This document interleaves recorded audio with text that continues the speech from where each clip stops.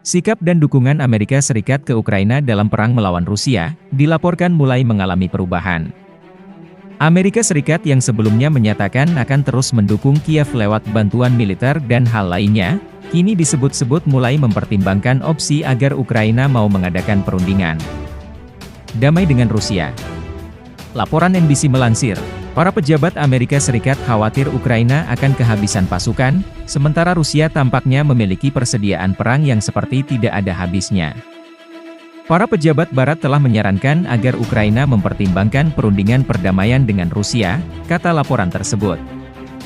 Para pejabat Amerika Serikat juga disebut mulai khawatir untuk terus mengirimkan bantuan ke Ukraina, terutama ketika fokus beralih ke perang Israel-Hamas. Merujuk pada situasi terbaru, para petinggi negara Barat juga mulai membicarakan topik perundingan perdamaian antara Rusia dan pemerintah Ukraina. Pembicaraan tersebut mencakup mempertimbangkan secara luas apa yang mungkin harus dilakukan Ukraina untuk mencapai kesepakatan, kata seorang pejabat senior Amerika Serikat saat ini dan seorang mantan pejabat senior Amerika Serikat yang mengetahui diskusi tersebut dilansir NBC News, Senin, 6 November 2023. Wacana untuk menyarankan Ukraina menyerah dan mulai berunding damai dengan Rusia ini dimulai karena meningkatnya kekhawatiran di kalangan pejabat Amerika dan Eropa kalau perang telah mencapai jalan buntu. Perang akan dimenangkan oleh siapapun yang mampu bertahan paling lama, kata para pejabat tersebut kepada media tersebut. Serangan balasan Ukraina yang telah dimulai 5 bulan lalu dilaporkan hanya mencapai sedikit kemajuan. Para pejabat Barat khawatir soal kemampuan untuk terus-menerus mengirim pasokan bantuan ke Ukraina. Khusus Amerika Serikat, karena pemerintahan Biden sejauh ini telah menghabiskan 43,9 miliar dolar Amerika Serikat untuk bantuan keamanan ke Ukraina, menurut keterangan pihak Pentagon. Pejabat pemerintahan Biden juga khawatir bahwa Ukraina kehabisan pasukan karena kesulitan merekrut lebih banyak pasukan untuk berperang. Sementara itu, Rusia, yang memiliki populasi 3 kali lebih besar dari Ukraina, tampaknya memiliki persediaan tentara yang tidak ada habisnya untuk dikirim ke garis depan, kata para pejabat. Kekurangan personel merupakan kekhawatiran utama Presiden Joe Biden, kata sumber yang mengetahui masalah tersebut kepada NBC. Ketenagakerjaan menjadi perhatian utama pemerintah saat ini, kata salah satu sumber. Meskipun Amerika Serikat dan sekutunya dapat memberikan senjata kepada Ukraina, hal itu menjadi sia-sia jika Kiev tidak memiliki pasukan yang mumpuni untuk melakukan serangan. Jika mereka tidak memiliki pasukan yang kompeten untuk menggunakannya, bantuan AS dan Barat, hal itu tidak akan memberikan banyak manfaat, kata mereka. Meskipun baik Rusia maupun Ukraina tidak mengkonfirmasi jumlah korban mereka, perkiraan negara-negara Barat menunjukkan kalau Rusia menderita sekitar 300.000 tentara yang terbunuh atau terluka, sementara Ukraina menderita sekitar 200.000 tentara yang terbunuh atau terluka. Pada Sabtu, 4 November 2023, Presiden Ukraina Volodymyr Zelensky membantah kalau dia mendapat tekanan untuk mempertimbangkan pembicaraan damai dengan Presiden Rusia Vladimir Putin. Saat ini, tidak ada seorang pun yang memberikan tekanan, tidak satupun dari para pemimpin UE atau Amerika Serikat. Bagi kita sekarang untuk duduk bersama Rusia dan berbicara serta memberikan sesuatu, hal ini tidak akan terjadi, katanya dalam konferensi pers bersama dengan Ketua Komisi Eropa, Ursula von der Leyen, di Kiev. Wacana Amerika Serikat agar Ukraina mau melakukan perundingan damai dengan Rusia ini hanya berselang 1 bulan setelah kedatangan Menlu A.S. Antony Blinken ke Kiev pada awal September lalu.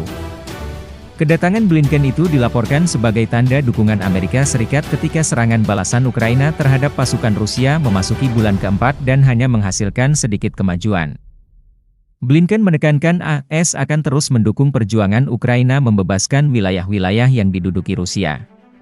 Pada saat itu, Blinken mengumumkan bantuan baru dari AS untuk Ukraina dengan jumlah total lebih dari 1 miliar dolar AS, termasuk sekitar 665 juta dolar AS dalam bantuan militer dan keamanan sipil. Bantuan baru AS akan mencakup sistem peluncuran rudal HIMARS, senjata anti-tank Javelin, tank Abrams dan sistem senjata lainnya, kata Sekretaris Pers Gedung Putih Karine Jean-Pierre.